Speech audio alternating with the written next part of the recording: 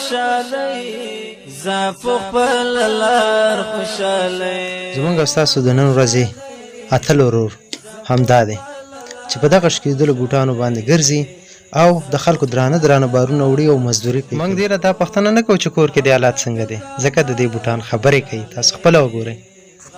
نو دا مې ورته مهمه وګڼله چې دغه بوټانو پر ځای، دغه شکېدلو بوټانو پر ځای دغه نوې سپلکې مې ورته راوړي دي.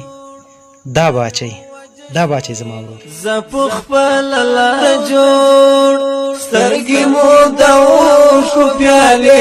زه به تا ته یو پیکټ درکړم، په هغې کې یو اندازه پیسې دي، په هغه هم ځان ته څه واخله کور لپاره، او په هغې باندې به زه نمبر ولیکم. کله هم چې څه ضرورت شو زموږ کلینیک ته راځه. دغه پاکټ واخله، د دې د پاسه به زه خپل نوم ادرس به مکمل ولیکم. الله دې څوک نه ناروغه کوي. کله چې هم څوک ناروغ و ډایرکټ په دغه ادرس زموږ کلینیک ته راشه، ستاسو درملنه به زه بلکل وړیا کوم. سمه ده ورور؟